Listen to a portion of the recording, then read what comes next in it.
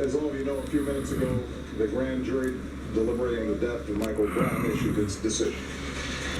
It's now come that either way was going to be subject of intense disagreement, not only in Ferguson, but across America. So I just want to say a few words suggesting how we might move forward.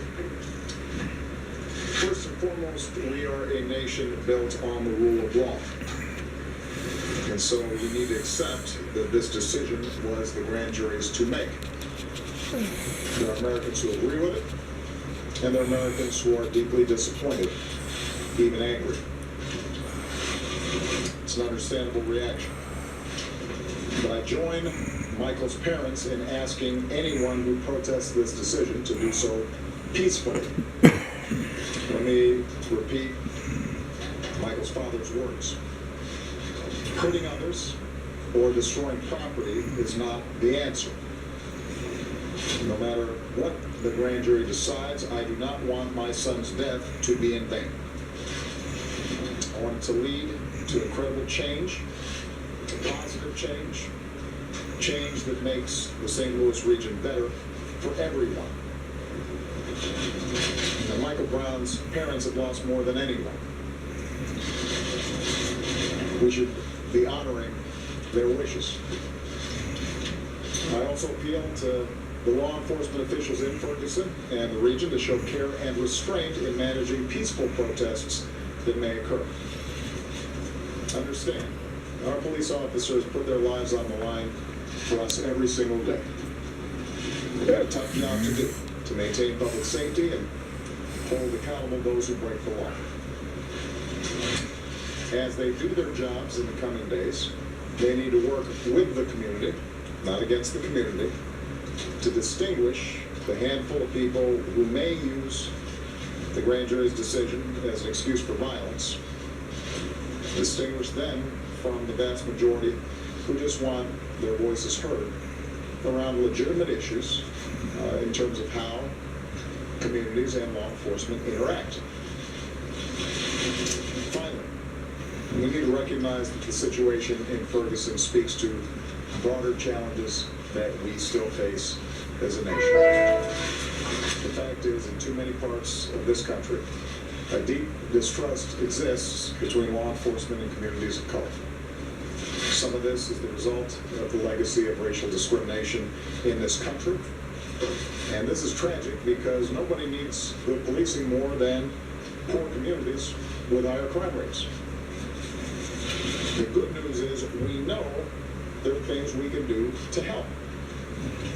And I've instructed Attorney General Holder to work with cities across the country to help build better relations between communities and law enforcement. That means working with law enforcement officials to make sure their ranks are representative of the communities they serve. We know that makes a difference. It means working to train officials so that law enforcement conducts itself in a way that is fair to everybody. It means enlisting the community actively on what should be everybody's goal, and that is to prevent crime. And there are good people on all sides of this debate, as well as in both Republican and Democratic parties, that are interested not only in lifting up best practices, because we know that there are communities who've been able to deal with this in an effective way, but also we're interested in working with this administration and local and state officials to start tackling much needed criminal justice reform. So those should be the lessons that we draw from these tragic events. We need to recognize that this is not just an issue for Ferguson, this is an issue for America.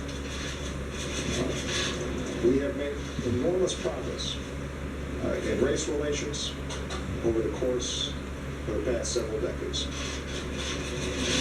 I have witnessed that in my own life, and to deny that progress, I think, is to deny America's capacity for change. But what is also true is that there are still problems, and communities of color aren't just making these problems up. Separating that from this particular decision, there are issues in which the law too often feels as if it is being applied in discriminatory fashion. I don't think that's the norm. I don't think that's true for the majority of communities or the vast majority of law enforcement officials, but these are real issues. And we have to lift them up and not deny them or try to tamp them down. What we need to do is to understand them and figure out how do we make more progress. And that can be done. That won't be done by throwing bottles. They're trying to flip a cop car there on that left screen. By smashing car windows. That won't be done by using this as an excuse to vandalize property. And it certainly won't be done by hurting anybody. Here comes the tear gas. So, to those in Ferguson, there are ways of channeling your concerns constructively, and there are ways of channeling your concerns destructively. Michael Brown's parents understand what it means to be constructive. The vast majority of peaceful protesters... While Obama's sitting here talking, I want to remind you, after the Trayvon Martin Zimmerman trial, where Zimmerman was found innocent, the Department of Justice, Eric Holder, was the one that said he's going to try and prosecute Zimmerman in federal court for civil rights violations. That never happened because the FBI proved beyond a shadow of a doubt Zimmerman did not violate Trayvon Martin's civil rights. This is going to be another case. Holder's going to get involved, and they're going to stir it up some more.